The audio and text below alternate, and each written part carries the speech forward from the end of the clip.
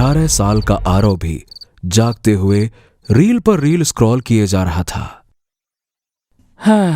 बकवास, आजकल सारी रीलें एक जैसी ही लग रही हैं, बोरिंग। लेकिन आरव की उंगली अचानक से एक रील पर आकर रुक गई। उस रील में एक नौजवान लड़का कुर्सी पर अकेला बैठा हुआ डर के मारे कांप रहा था। उसके कमरे में हल्का हल्का अंधेरा था।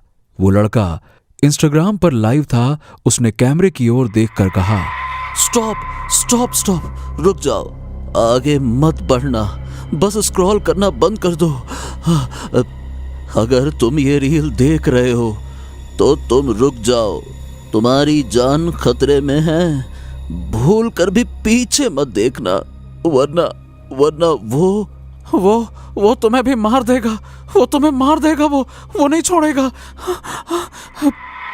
आरव का अटेंशन उस रील पर जा चुका था। वो ध्यान से उस आदमी को सुनने लगा।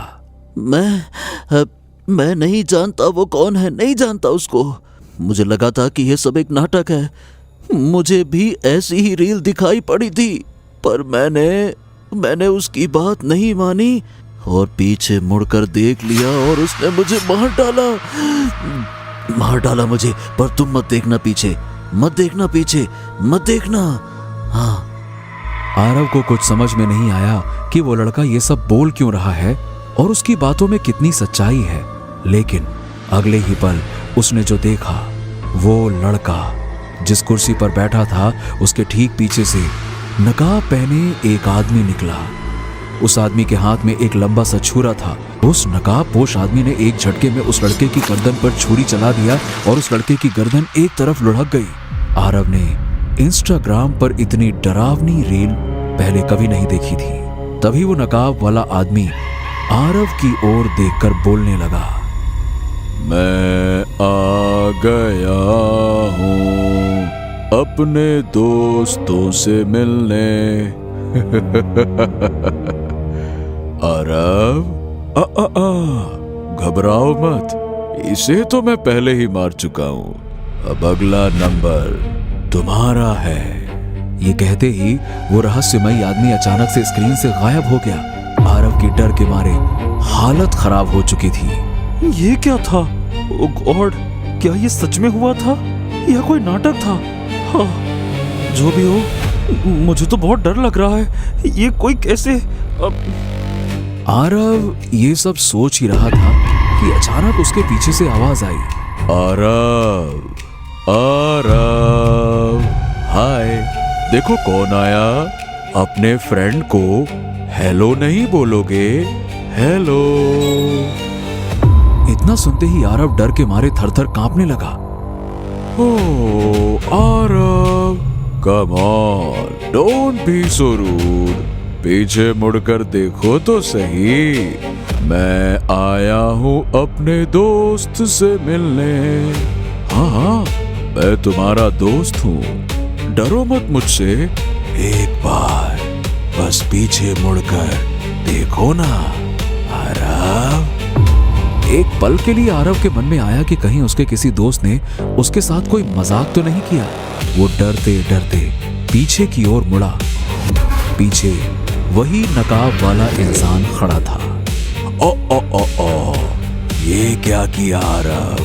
उस लड़के ने मना किया था ना, अब तो तुम्हें मारना पड़ेगा। ये कहते ही उस नकाबपोश ने अपनी जेब से एक लंबा छुरा निकाला और आरव ने वहां से भागने की कोशिश की, पर वो आदमी पहले से तैयार था। वो आरव की ओर लपका और उसकी गर्दन पर तेजी से छुरा चला दिया। अगले ही पल आरव की लाश जमीन पर गिरी पड़ी थी और वो नकाबपोश आदमी जोर जोर से ठहाके लगा रहा था। इंस्टाग्राम पर एक और जेंजी की मौत हो चुकी थी।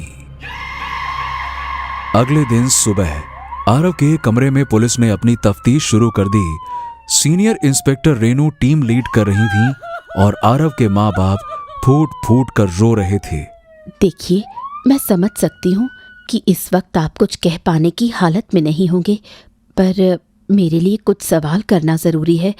Hope you understand. आरव के पिता अपने आप को संभालते हैं। मैडम, आरव तो अभी मासूम बच्चा था। 1 महीने पहले ही तो उसका एडमिशन हुआ था कॉलेज में। वो काफी खुश था। उसे उसे कोई कैसे मार सकता है? यही तो पता करना है सर। क्या इसका कोई अफेयर या एग्जाम का कोई प्रेशर? नहीं नहीं नहीं नहीं मैडम, आरव थोड़ा सा शर्मीला बच्चा था। बहुत कम दोस्त थे उसके और पढ़ाई में भी वो बहुत अच्छा था। उसकी किसी से कोई दुश्मनी नहीं थी, कोई अफेयर नहीं था। क्या बोलूं? ठीक है सर, मैं इन्वेस्टिगेशन कर रही हूँ। जल्द ही कुछ ना कुछ सुराग मिल जाएगा। रेनू के मन में एक साथ कई सारे सवाल चल रहे थे। एक तो ये कि इतनी कम उम्र के बच्चों को कोई आखिरकार मारेगा ही क्यों, और दूसरा सवाल ये था कि कमरा और खिड़की दोनों अगर अंदर से बंद थे तो फिर बाहरी आदमी अंदर कैसे आ सकता है? कहीं आरव ने खुद ही अपनी जान तो नहीं ले ली? रेनू बहुत अच्छे से जानती थी कि इन सब मामलों का जवाब उसे फॉरेंसिक रिपोर्ट आने के बाद ही मिल पाएगा। रेनू को फॉरेंसिक रिपोर्ट मिलने में 2 दिन लग गए, पर जब वो फॉरेंसिक लैब पहुंची तो फॉरेंसिक साइंटिस्ट सक्सेना की रिपोर्ट ने उसे हिला कर रख दिया। इंस्पेक्टर रेनू, फिंगरप्रिंट में तो कोई बाहर का आदमी नहीं है, पर हाँ, मुझे आरव के फोन में कुछ अजीब बात दिखी है। अजीब बात मतलब? सक्सेना रेनू को अपने लैपटॉप पर एक वीडियो दिखाता है। ये देखिए, आरव ने ये आखिरी रील प्ले की थी और ये वीडियो लाइव था।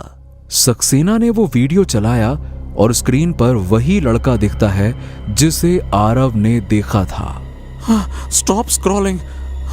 पीछे पीछे मत मुड़ना। वो तुम्हें भी मार देगा। वो तुम्हें भी मार देगा वो। सक्सेना, ये तो किसी फिल्म का सीन लग रहा है। तुम्हें इसमें क्या अजीब दिखा? मैडम, अजीब ये है कि इस लड़के की भी मौत हो चुकी है, और ठीक इसी तरह से जैसे आरव की हुई। What nonsense! ऐसा कैसे हो सकता है? ऐसा हुआ है मैडम, मैंने पता करवाया। इस लड़के का नाम पृथ्वी सोलंकी था और ये 2 महीने पहले ही मरा हुआ मिला था। कोई सबूत नहीं मिला तो फाइनली इसे सुसाइड केस घोषित कर दिया गया था। रेनू स्क्रीन को घूरे जा रही थी। कुछ तो ऐसा था जो उसे समझ नहीं आ रहा था। 1 मिनट, अगर ये लड़का पृथ्वी सोलंकी 2 महीने पहले मर चुका था तो फिर कल ये लाइव वीडियो किसने बनाया? सक्सेना खामोशी से रेनू के चेहरे को देखता रहा। मैडम, इस सवाल का जवाब तो मुझे भी चाहिए। रेनू कुछ पल चुप रहती है। आरव के कॉल लॉग्स चेक किए? हाँ जी मैडम, लास्ट डायल नंबर वो क्या था? हाँ, वो तृप्ति नाम की लड़की का है। वो आरव के कॉलेज की ही है वो। ठीक है, इसका नंबर मुझे व्हाट्सएप करो, मैं बात करती हूँ। रेनू को पुलिस की नौकरी करते हुए 10 साल हो गए थे, पर ऐसा विचित्र केस उसके पास पहले कभी नहीं आया था। उसने तृप्ति को कॉल किया और फोन गाड़ी के स्पीकर पर लगा दिया। हेलो तृप्ति, मैं इंस्पेक्टर रेनू बोल रही हूँ। इंस्पेक्टर का नाम सुनते ही तृप्ति घबरा गई। इंस्पेक्टर? जी बोलिए, क्या हुआ? कुछ नहीं, मैं बस आरव के बारे में कुछ सवाल पूछना चाहती थी। आरव? मैम, मुझे कुछ नहीं पता। मुझे आज ही उसकी न्यूज़ मिली। I am also very upset. It's okay Tripti, मुझे बस ये बता कि कल रात 11 बजे के आसपास तुम्हारी आरव से बात हुई थी ना? तो क्या बात हुई थी? तृप्ति अब और ज्यादा घबरा जाती है। मैम, कुछ खास बात नहीं हुई थी। आरव ने नोट्स मांगे थे, अगले दिन असाइनमेंट सबमिट करना था, बस उतनी ही बात हुई थी। बस। जी मैम। दोनों तरफ खामोशी छाई रही।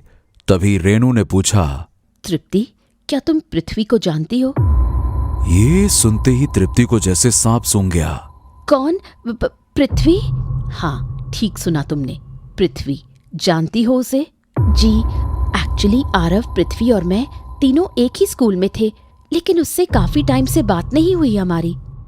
तृप्ति की आवाज में आए बदलाव को रेनू तुरंत भांप लेती है और वो उससे पूछती है, बात नहीं हुई है?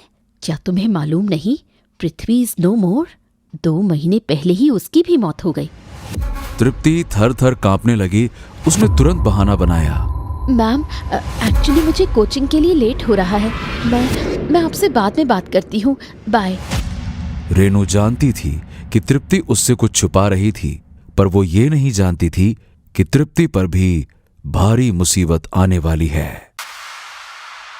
रात हो गई थी। तृप्ति को नींद नहीं आ रही थी। बार बार रेनू के सवाल उसे खाए जा रहे थे। उसने अपना मोबाइल निकाला और इंस्टाग्राम पर रील देखने लगी, पर तभी उसे वो दिखा जिसकी वो कभी कल्पना तक नहीं कर सकती थी। उसके सामने अचानक से आरव की रील आ गई। वो ठीक पृथ्वी की तरह कुर्सी पर बैठा डर के मारे कांप रहा था। उसने कांपते होठों से कहा, स्टॉप, रुको, आगे मत बढ़ना, तुम्हारी जान खतरे में है। तृप्ति की हालत खराब हो गई। मेरी पूरी बात सुनो, पीछे भूल कर भी मत मुड़ना, वरना वो तुम्हें भी मार डालेगा। पीछे मत मुड़ना। आरव के इतना बोलते ही पीछे से वही नकाबपोश निकला। उसने अपनी जेब से छुरा निकाला। तृप्ति की सांसें बहुत तेज चल रही थीं। उस नकाब वाले आदमी ने एक झटके में आरव की गर्दन पर चाकू चला दिया और आरव भी छटपटाकर मर गया। तृप्ति का पूरा शरीर डर से कांप रहा था। ये कैसे हो सकता है? आरव तो कल ही मर गया था ना। और ये मास्क तो हेलोवीन पार्टी में हमने पहना था। ये सब क्या हो रहा है? हे भगवान, मैं क्या करूं? अब कुछ समझ नहीं आ रहा। हाँ, एक काम करती हूँ, रेनू मैम को फोन करती हूँ और उन्हें सब कुछ सच बता देती हूँ। वो जरूर मदद करेंगी। तृप्ति की उंगली तुरंत अपने मोबाइल के कॉन्टैक्ट्स पर गई, पर तभी पीछे से एक आवाज आई। कौन सा सच बताओगी तृप्ति? मेरी मौत का सच बता पाओगी उसे? ये सुनते ही तृप्ति के हाथ से मोबाइल गिर गया। उसे याद आया कि आरव ने उसे पीछे मुड़ने से मना किया था। कौन है पीछे? मैं आया अपने दोस्तों से मिलने। एक काम करो, तुम खुद क्यों नहीं देख लेती? नहीं, तुम सामने आओ। देखो, नहीं, मैं सामने क्यों आऊं? पर तुमने ही तो कहा था मुझे पीछे मत मुड़ना। याद है, आज से 4 साल पहले। तृप्ति की आंखों के सामने अचानक एक स्विमिंग पूल आ गया। उसे सब कुछ याद आने लगा। उस रात हेलोवीन पार्टी थी। रोहन थोड़ा डरपोक था, इसीलिए वो सबसे दूर स्विमिंग पूल की तरफ चुपचाप अकेला खड़ा था। तभी तृप्ति, आरव और पृथ्वी, ये तीनों चुपके से रोहन के पीछे आकर खड़े हो गए। तीनों ने डरावना मास्क पहन रखा था और उनके हाथों में नकली चाकू था। पृथ्वी ने रोहन से कहा, स्टॉप, रुक जाओ, अब पीछे मत मुड़ना, वरना मारे जाओगे। रोहन बेचारा बहुत ही डरपोक था। उसे मिर्गी के दौरे भी आते थे। वो डरते हुए पीछे मुड़ा और सामने भयानक मास्क और चाकू देखकर वो बुरी तरह से घबरा गया और हड़बड़ाकर स्विमिंग पूल में गिर गया। सब हंसने लगे, पर किसी को पता नहीं था कि रोहन को तैरना नहीं आता। वो डूबने लगा, चिल्लाने लगा, बचाओ, मुझे तैरना नहीं आता, प्लीज हेल्प मी, मुझे बाहर निकालो। रोहन की ये हालत देखते ही वो तीनों घबरा गए। किसी को समझ ही नहीं आया कि हो क्या रहा है। वो डर गए कि कहीं उन्हें कोई देख ना ले। वो तीनों वहां से भाग गए, पर बेचारा रोहन उसी स्विमिंग पूल में डूबकर मर गया। सब यही जानते थे कि रोहन की मौत मिर्गी की वजह से हुई थी। तृप्ति समझ गई कि उसके पीछे कौन है। वो धीरे से पीछे मुड़ी। उस नकाबपोश ने धीरे से अपना मास्क उतारा। तृप्ति के सामने रोहन खड़ा था। ये देखते ही तृप्ति की आंखों से आंसू निकल गए। वो जानती थी कि आगे उसके साथ क्या होने वाला है। उसे अपनी गलती की सजा मिलने वाली थी। उसने अपनी आंखें बंद कर ली। रोहन उसके पास आया और उसकी गर्दन पर चाकू रख दिया। मैं मजबूर हूं तृप्ति, जब तक मैं अपना बदला पूरा न कर लूं, मेरी आत्मा को मुक्ति नहीं मिलेगी। ये कहते ही रोहन ने तृप्ति की गर्दन पर तेजी से चाकू चला दिया और तृप्ति भी वहीं तड़प तड़प कर मौत की आगोश में सो गई। अगले ही पल रोहन की रूह आकाश में समा गई। रोहन मुक्त हो गया। दुनिया और रेनू भी ये कभी नहीं जान पाएंगे कि एक छोटे से मजाक ने कैसे 4 नौजवानों की जान ले ली थी।